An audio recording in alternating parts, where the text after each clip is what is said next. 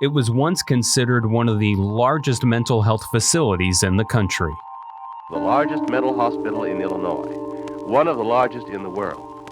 Offering groundbreaking treatments for mental illnesses. There are no straitjackets at all. No one is locked up. We turn into a special therapy room. There are rows of large tubs here.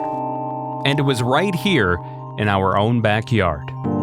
I'm Jake Lamore, and on this episode of Kankakee Podcast, we're uncovering the history of Manteno State Hospital with the Kankakee County Museum.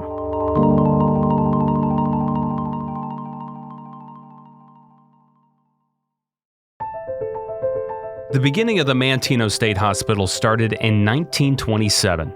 The Illinois legislature had voted to build a new institution for the mentally ill. Jorie Walters, research coordinator of the Kankakee County Museum, says Manteno was chosen to be the site for the new hospital for a few different reasons. Manteno was chosen because Cook County had an overflow of patients they could not accommodate in the Chicago area. So they said, well, we don't want another one in our area, so where can we go?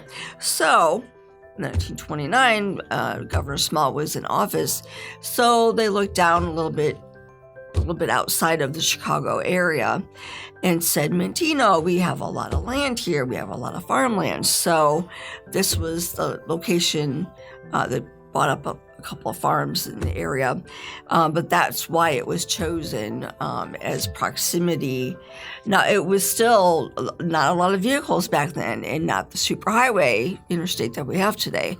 So it still was a little bit hard to get to, took a little bit of time to get down here.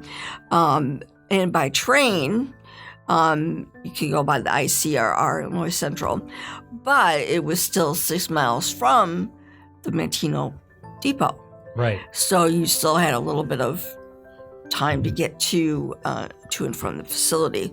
So that was why Manteno was chosen for its location right outside. And I think I said this before, that Kankakee County is the only county in the whole state that has 2 mental hospitals.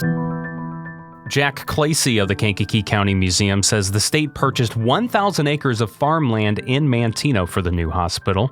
It's a good-sized purchase, 1,000 acres is what was purchased. And as Jorie noted, there was severe overcrowding in the Chicago area state hospital. I think there's one at Elgin and one called Chicago Psychiatric. There may have been another. But Kankakee was also becoming extremely overcrowded, so they decided it was time to find another one. And the idea that since it was going to relieve overcrowding in the Cook County hospitals and Kankakee, that it should be somewhere south of the city, preferably in an area where land prices were cheaper than trying to buy 1,000 acres in Cook County or in the city. And of course, there's also the fact that it was the governor's home county, and the governor always took care of his home county. Whether it was legally or illegally. Yes, this one I think was actually legal. I don't think he owned any land there, but... The governor we are referring to, of course, is Len Small, who was born and raised in Kankakee.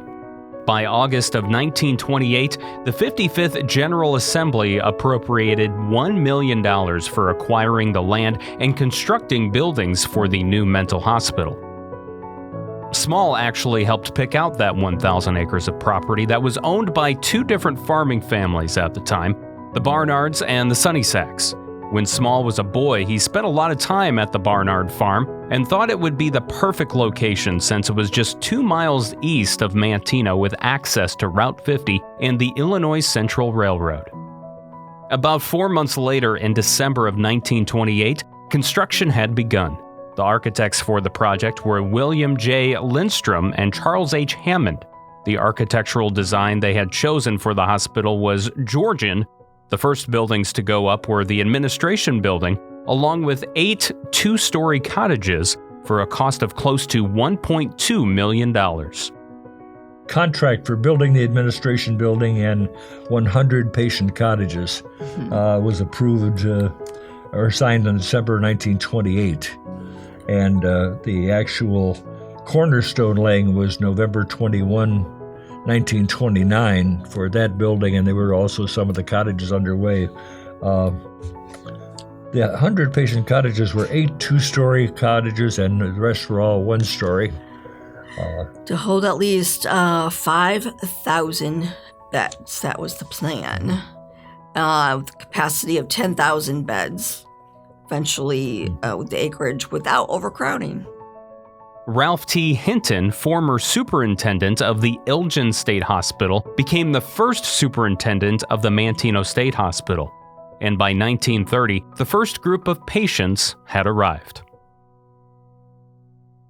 First patients arrived there by train on December 27, 1930, and they were met by 15 staff members. I don't know if that was all the staff members at that time or not, but...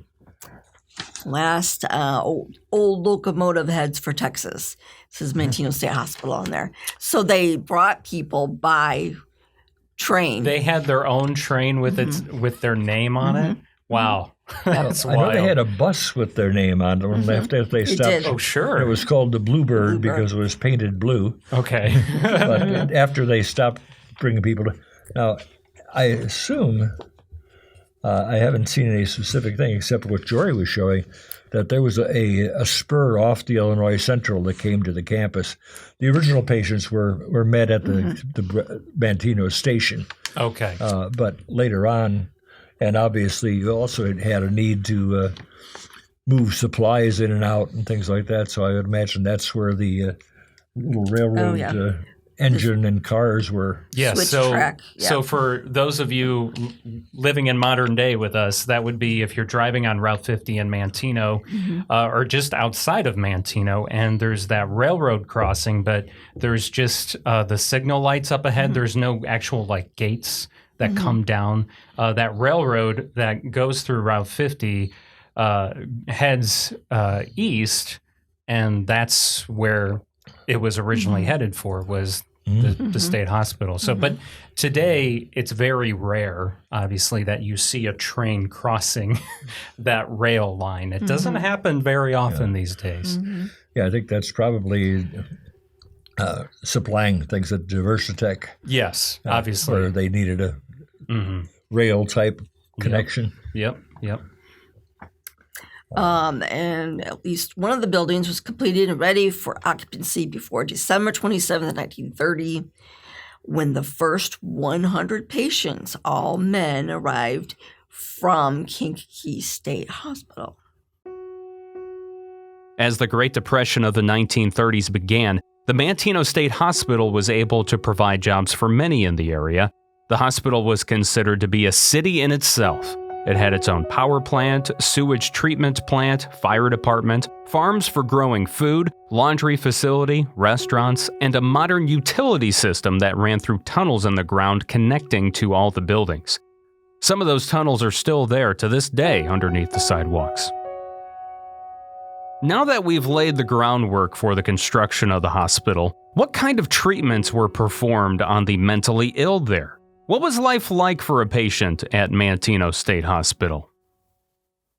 They are processed and they are given a full physical and full mental evaluation, and then decided by the doctors who work there what type of they refer to what a diagnostic unit, I think, Singer building. To determine what their specific needs are. And then also, I must say, some people were there for a lifetime, or as long as the facility was open, and others were discharged if they deemed that they got better. So it isn't as though every single person was there for forever. Right. Yes. So there were new technologies of the day in the field of psychiatry that they tried and worked with different people. Hydrotherapy was one of them.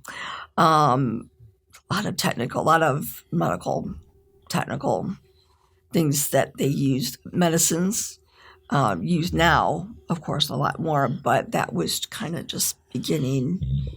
You had instances, of course, that for quite a long time, but they eventually were phased out of things like electroshock therapy and physical lobotomy, where they actually operated on the brain. Yeah. But that, I think, was pretty much phased out in favor of chemical and other treatments by the 40s or so.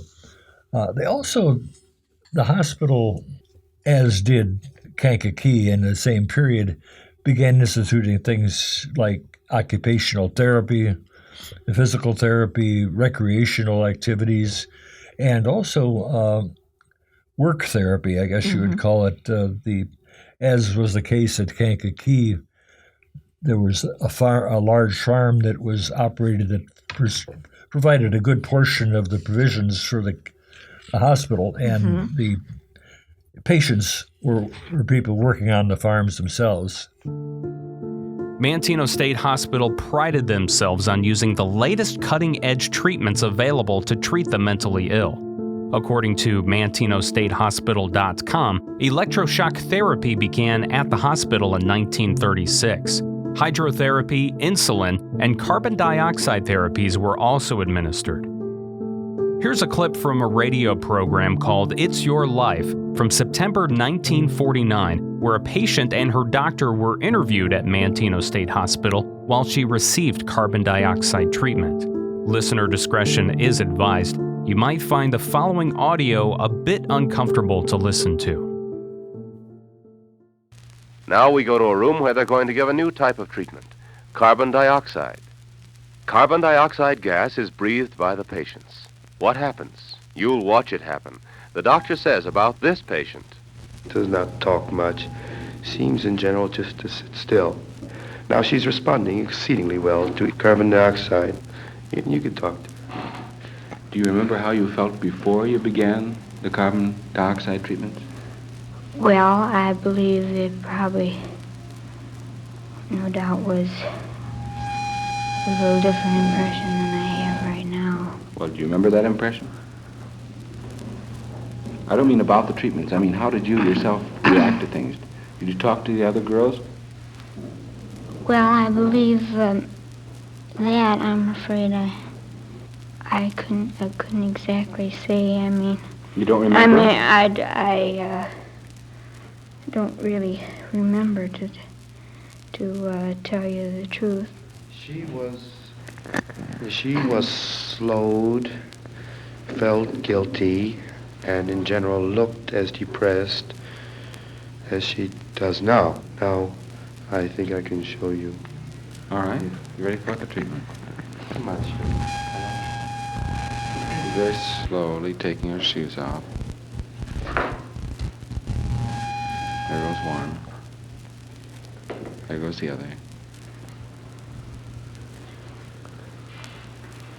She's lying down. The doctor turned on the machine and just put the mask over her face. And she's clasping her hands, breathing rather deeply. She's wiggling her toes just a little bit. Chest is going up and down as she takes the carbon dioxide. The doctor explained earlier that by this time she is unconscious, feels nothing.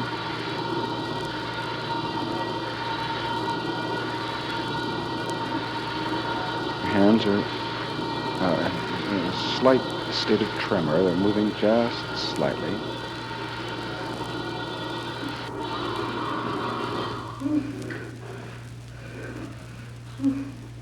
She continues the slight tremors for a while.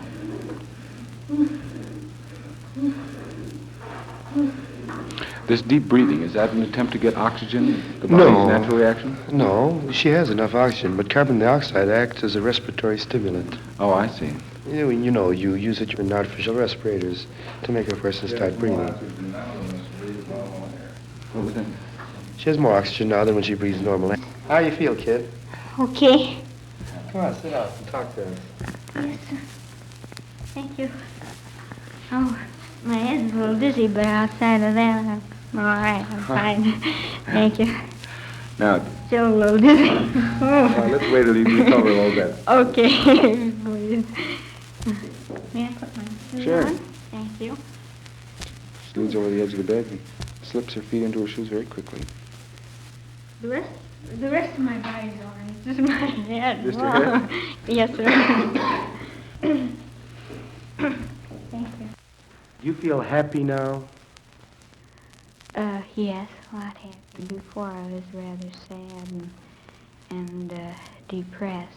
You see, she has been on insulin treatment. We took her off carbon dioxide and put her on insulin since the carbon dioxide indicated that there was a good basic result to be gotten. And on insulin, she has been recovering gradually and steadily, so that this treatment that she has had now has been to demonstrate you a change of mood that does occur with the carbon dioxide. And because the carbon dioxide has lifted the veil, the doctor can see that she has a rich, full personality underneath that sick, sad state of mind.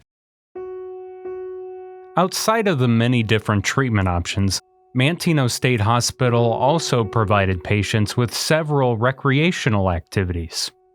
You could participate in a concert band or dance orchestra.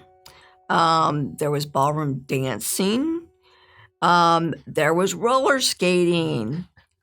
You could do that. You offered a couple times a week. There were card parties. So there were religious services offered, of course.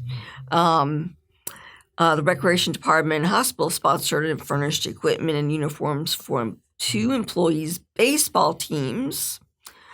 1 to 2 games a week, outside teams in the hospital ball field, and all cottages were encouraged to take patients to the games. So they did try to have the patients interact as much as possible. Golf, too. Yeah, they did a golf course later on. They had a 9-hole golf course, which became the Manteno golf course. Mm-hmm. Yeah. Which is now out of existence. As far as we know, yeah. Yeah.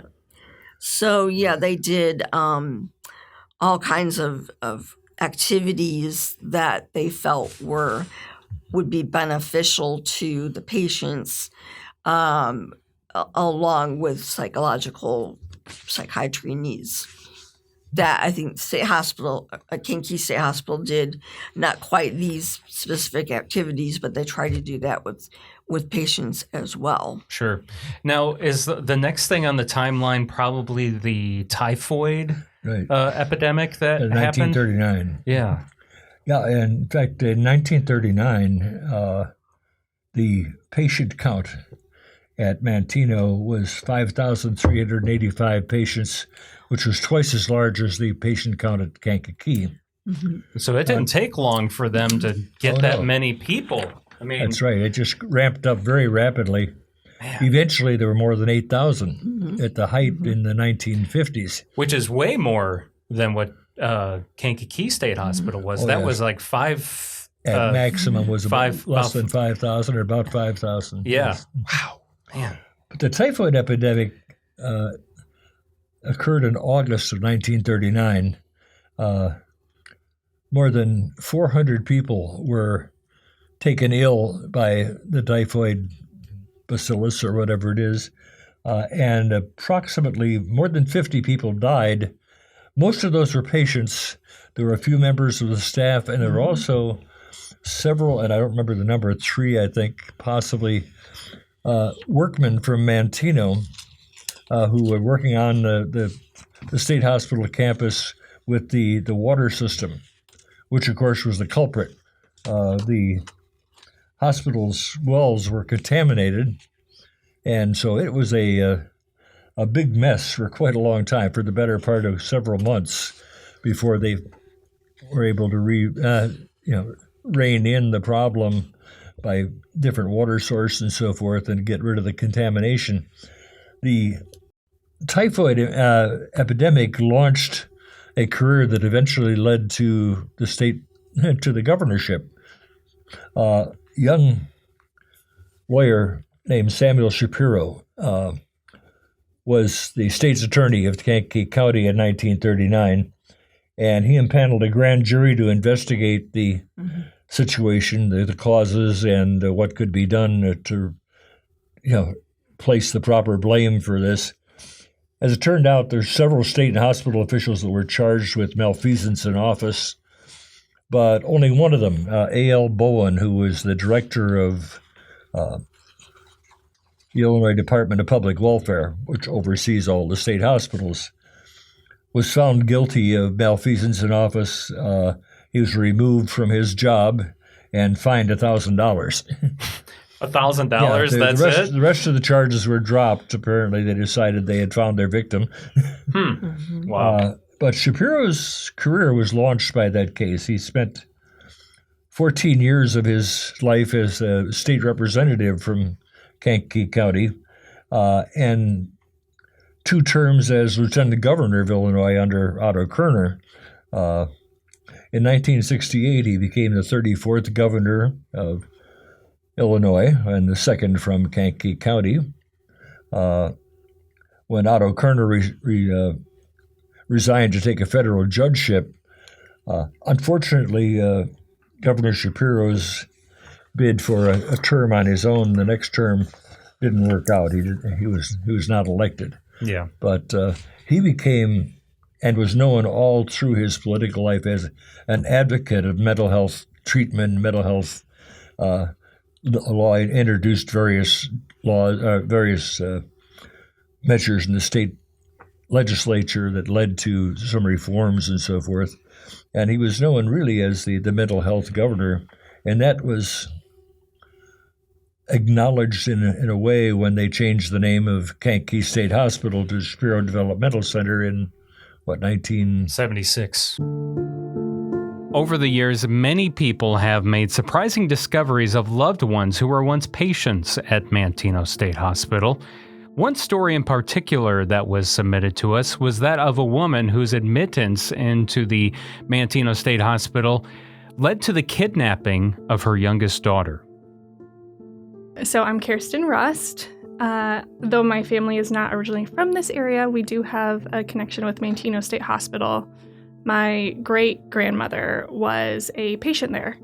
Where were your great-grandparents from? She and my great-grandfather lived on the south side of Chicago. They were both immigrants. She immigrated from Czechoslovakia, and he was from Hungary. And what was her name? Mary. Her married name was Nagy. Her maiden name was Michko. And what was your great-grandmother admitted for?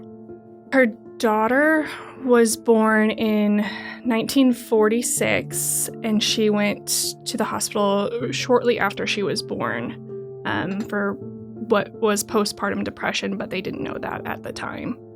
How long was she at the hospital? So she was there for, I believe, about 2 years. My grandfather was a factory worker. My grandmother had several siblings, but they were all older. This was my great-grandmother's last child when she had been admitted. What happened to her kids while she was in the hospital? Susan is the youngest. When she was born, her brother, who was the next youngest, was probably about 3 or 4, so I'm guessing he was placed in preschool somewhere. They were Catholic, so I'm sure there was like a Catholic preschool that he was attending. And then my grandma, I think, is the next oldest, and she would have been in school. So I'm thinking that all of those older kids were all in school. I think the oldest at the time was probably in their teens, so probably after school they were in charge of watching all the other kids while my great-grandfather was working. They placed my great-grandmother's last child that she had just had into foster care while she was at the hospital. And during that time, I guess the foster mother became very close with the little one that was placed with her, my aunt. And when my great-grandmother came back from the hospital, when they went to take my aunt back, the woman had disappeared with her. And my aunt was nowhere to be found. And you knew about this story growing up? I think I was probably in high school the first time I heard about this story from my grandma, about how she had a little baby sister who was kidnapped and she had never seen her again. So I don't even know how that conversation came up. But I remember being like, how am I just now finding out about this in high school? Like, I didn't know that this happened to my grandma. She never really spoke a whole lot about her situation growing up. I knew that it wasn't the best childhood. I knew that they didn't have a whole lot of money. They were immigrants, so they were pretty secluded and isolated in their community, I think. Did your great-grandparents ever find the woman who kidnapped your great-aunt? They had hired a private investigator even at the time to try and find her baby sister. Her baby sister's name was Susan, and I guess for several years they were paying this person to try and find her, and they were never able to find her. Fast forward many, many years, I have always been interested in my ancestry, and so I have an Ancestry.com account, and I decided, I don't even know what year it was probably in like the 2016 or something, to send in my DNA to see like who's out there. I was not doing this intentionally to find my great aunt. It just so happened in 2018 I got a message through Ancestry from a woman. Her name was Jackie, and she said, I see that we're connected. I see because you can look at the person's tree on Ancestry, I see the name Nagy, and that sounds really familiar to me, but I don't know anything about my parents. So I was like, weird. And like, I thought maybe this might be her, but I didn't want to get my grandma's hopes up. And I wasn't sure. So I really played it slow in my response. And I was like, is Nagy your maiden? Like, I was asking her lots of questions because this is just like a stranger reaching out, you know. So I asked a lot of questions and we went back and forth. And I said, you know, my grandma Grace, that Nagy was her maiden name. She has many siblings. And then I went through like all of the siblings down the line, giving her the names and like the dates that they were born.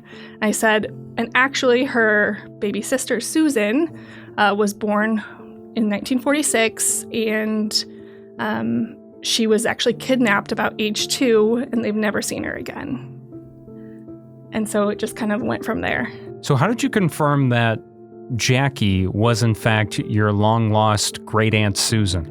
I had my grandma actually submit her DNA through Ancestry, and that's how we for sure confirmed the match.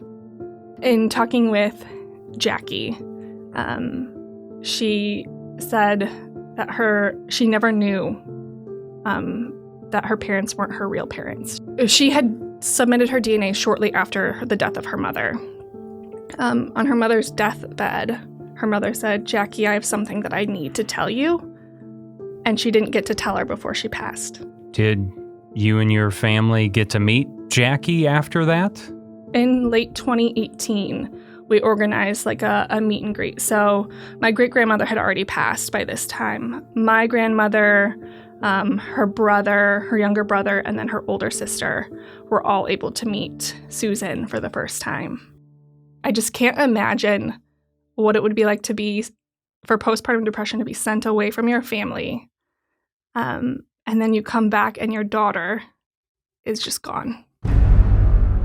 In 1941, staff began to diminish as the United States entered World War II.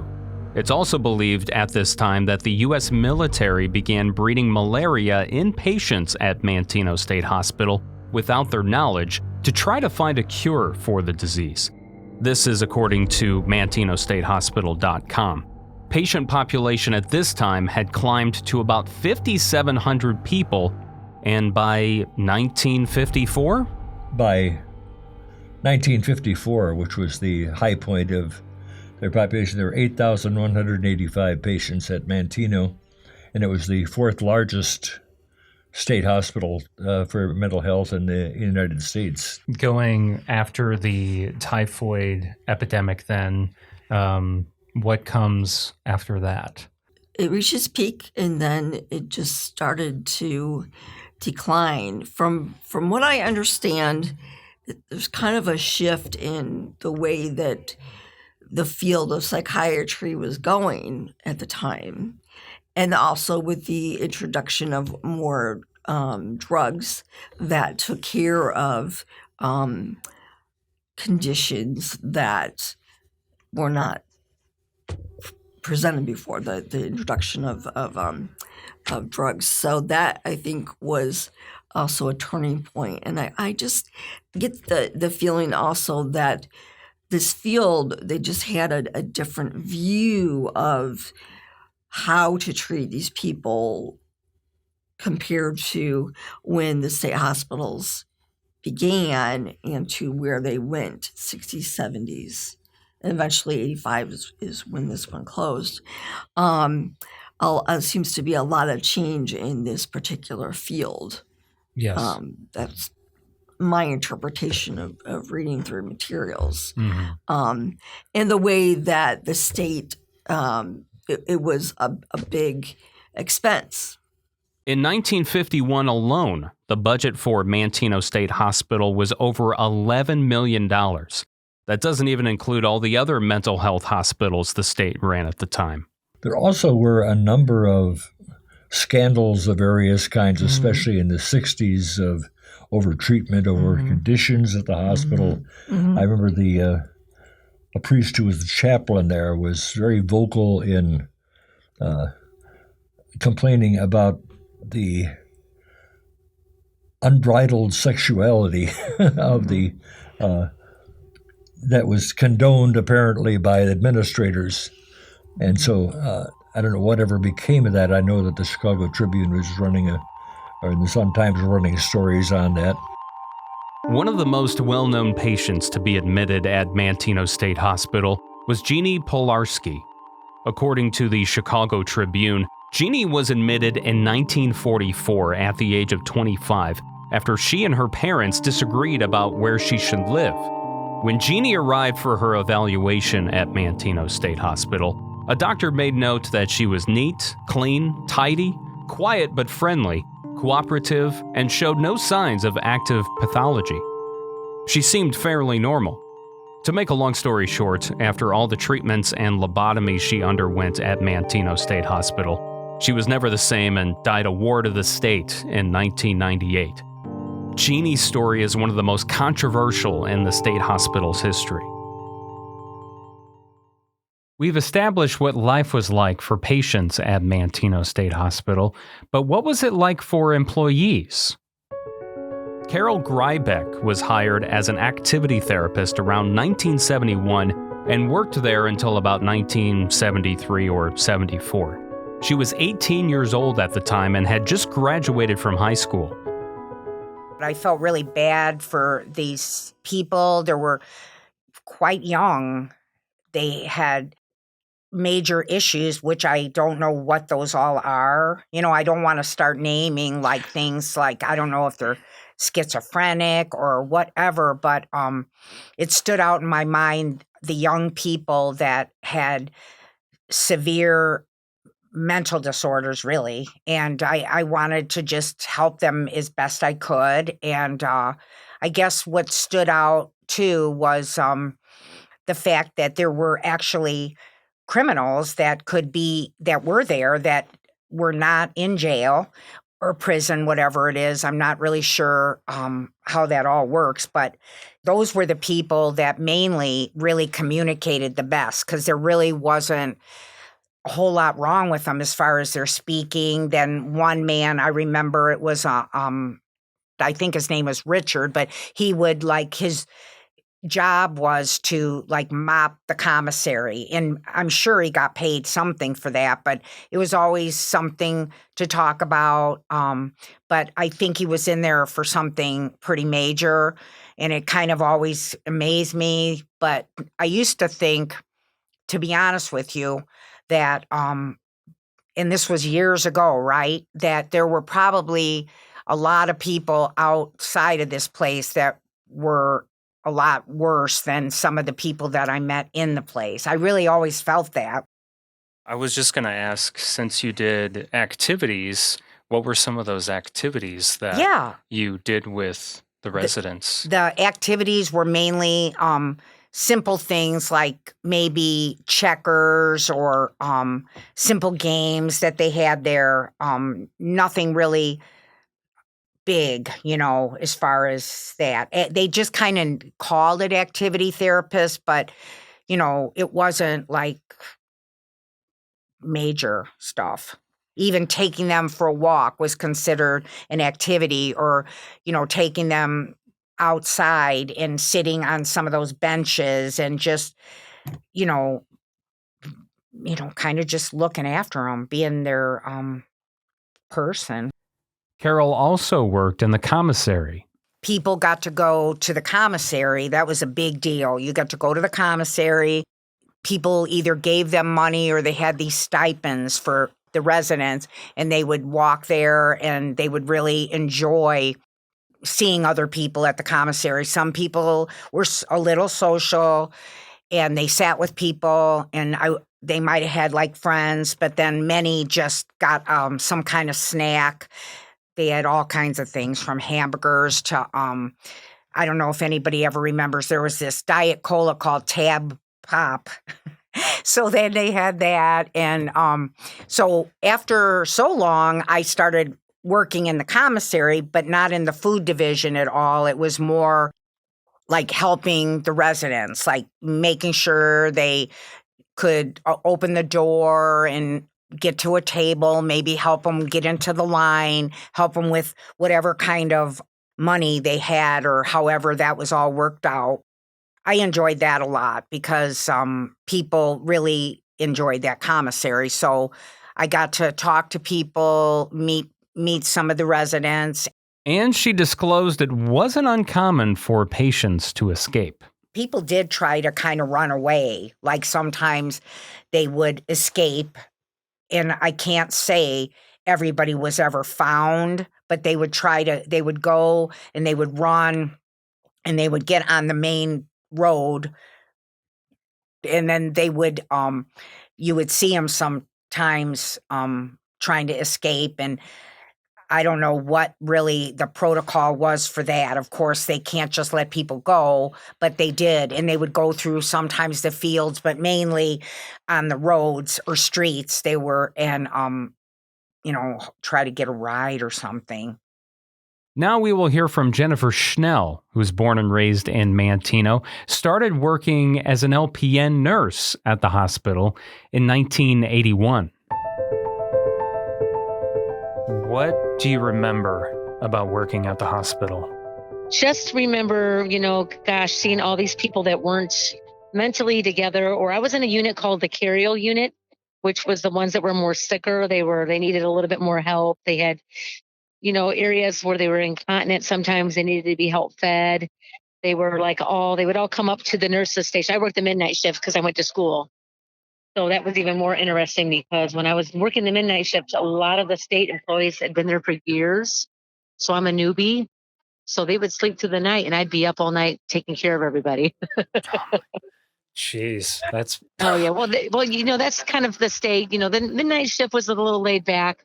I mean, if anyone's going to say no one slept through the night, they're wrong because I saw it. Yeah. Some of them did and some of them didn't. Right. I mean, there was good workers, there was bad workers, and you know that anywhere you go. Well, yeah, absolutely. Well, but at the state, I got to see that firsthand because I thought, well, how can they sleep and get paid? And I'm up and, that kind of thing. So that was one of the worst things I think I got to learn in the, the working field when I was first out of high school. Yeah. But the people there, though, the workers there knew their patients, knew everything about them, knew that they slept, whatever. They were in tune to them. We had this one patient that would come about 5:30 in the morning every morning in the Carial unit and scream really loud and have a urinal full of urine and throw it up over the nurses station every morning, routinely. He would just come running and screaming and then throwing that urine right over the nurses station.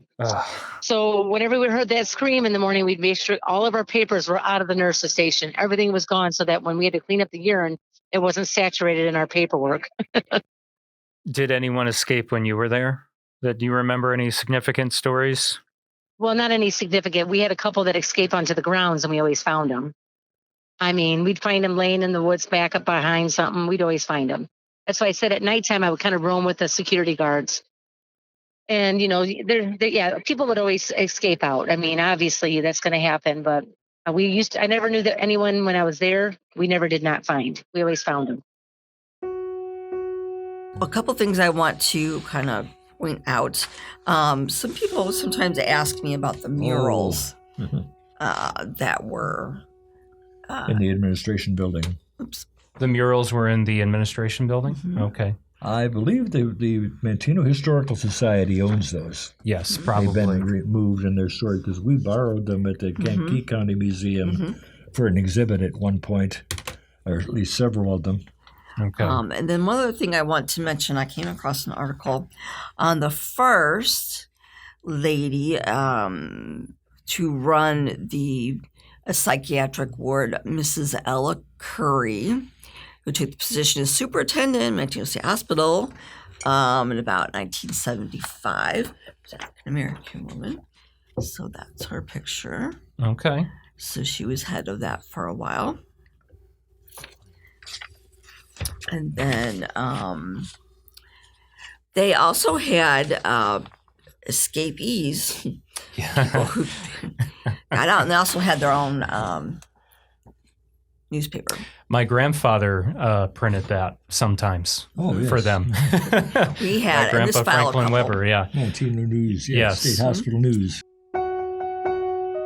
In 1975, Manteno State Hospital changed its name to Manteno Mental Health Center, with a population that had dwindled down to less than 3,000 patients.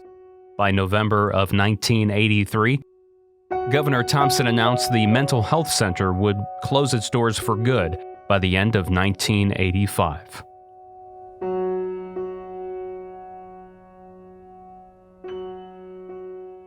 Eventually, the whole philosophy of mental health treatment in the state moved from residential, large-scale treatment to what they called community-based, which were smaller homes, private nursing homes, and things of that sort. And so by 1985, Manteno was closed as a state hospital, and mostly sat empty for quite a while. Mm-hmm.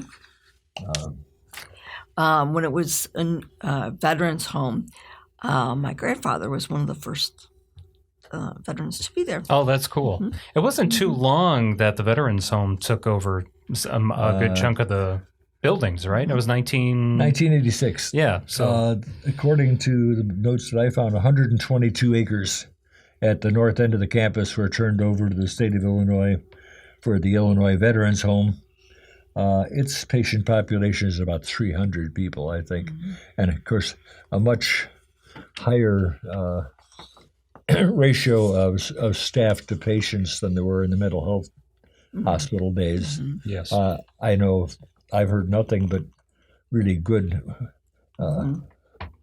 reports on the quality of the treatment there. My daughter-in-law's father was a veteran and was able to spend several years there, and I know that his family said it was just so really well run, and the staff was very caring and so forth. So I guess that's a real positive issue. Yeah, and they have a lot of good volunteers that spend time out there too, I know of. Yes, and they did with the state hospital too. After the place is closed, there have been, you can do a Google search on this, there's been countless ghost hunters that have come through the vacant buildings, and really there's not very many left anymore because most of them are privately owned by someone and they're not just open for anyone to walk in. Yeah. But there's been so many rumors and things that the place is haunted, and even there's a lot of homes, there's a subdivision out on the old grounds as well. There's even people that I spoke to that live in those houses, and these are houses that were built in the 2000s or the late 90s, and they apparently tell me they encounter ghosts out there in their homes. So again, take that with a grain of salt, or take it what I've you heard will. that too. Yes, yeah. So there have been a lot of additional uses for that land. I think a lot of Diversitech, of course, the industrial park Quite a few companies. I know there's a large mustard maker. Plockman's? Is that part of Diversitech? I think it's part of it, or at least part of the old state hospital. Yeah. I don't know if the laundry is still functioning. At one time, they were a huge commercial laundry from Chicago had taken over and was using it. Yeah, they were using one or two of the buildings out there. And I don't know if they're still in operation out there anymore, but that's another good point to make out. Obviously, the administration building, that's the first building you see if you go through the main entrance. Homestar bought that, and that was their headquarters for many years. Yeah, Homestar Bank, which then became Midland, and then Midland has sold it now. And there is going to be, I have a kind of a press release, a vintage purse museum, not-for-profit, that will be in the in that building, the old administration building, old bank building, and it will be nonprofit, and they will be hopefully visitors from everywhere. And not only the only other purse museum is in Little Rock, Arkansas. And then already the Purse Collectors Society has 230 members. Keeping the exhibits ever-changing is top priority. They plan to also have World War II exhibits, a history of the 80s comic book company with original artwork, antique toy exhibits, and rotating exhibits on fashion designers from the past. And they'll be booking traveling exhibits such as Interaction in Action, Barbie, I Love Lucy, Moldorama, and others. Artists from the Merchant Street Art Gallery will be hired to do murals and decorate displays. And they're connected with the charity One Heart, which places mentally challenged adults in the job. Progress and restoration of this historic building is going well, using local contractors. Okay. Well, I'm excited to see. Be open in the spring and appreciate the support. So that is what is going to be in there coming up soon. Yeah. Well, that's exciting because I used to, when Homestar had their headquarters out there, I used to make deliveries for when I worked for Weber Printing, because we did printing for Homestar. I'd have to make deliveries out there of their envelopes and things like that. And so I got to go in the administration building once in a while, and that was always a special treat because you walk in and there's this huge staircase, and it's one of those where you go up and then you can go on either. There's two sets of staircase, one on the right and one on the left, that you can go up to, the next two. I forget how many floors that building is. It might be 3 floors. It's like 4 or 4. stories. It might be 4 actually. Anyway, it's just this grand staircase with brass railings and everything, and marble everywhere. It's just beautiful. And we have a pretty good selection of photographs of the construction. I think the Cornerstone Lane and also the buildings. So anybody who would like to look at photographs are welcome to come to the museum, contact us. I'd be happy to show those. I don't think I have as many as I did on Kankakee State Hospital, but I do know we have a good array of photographs. Oh, yeah. And then this is only a portion of what we have for the state hospital right information. Yeah, this is just kind of a summary. Jack and Jorie, thank you so much again. And if you want to learn more about the Kankakee County Museum, we all encourage you, of course, to visit either campus, the one on 8th Avenue in Kankakee, or the French Heritage Museum that's closer to downtown. It's right off of Indiana Avenue. And KankakeeCountyMuseum.com. Also, Facebook and Instagram is at Kankakee County Museum. And thank you once again to you both. Thank you. Thank you once again for having us. We always enjoy being here. Love having you here. That concludes this special episode of Kankakee Podcast. I'm Jake Lamore. Thank you so much for listening. Special thanks to the Manteno Historical Society, Kankakee County Museum, Carol Greibeck, Jennifer Schnell, NYC Municipal Archives, WNYC, and Kirsten Rust for helping us with the research for this episode.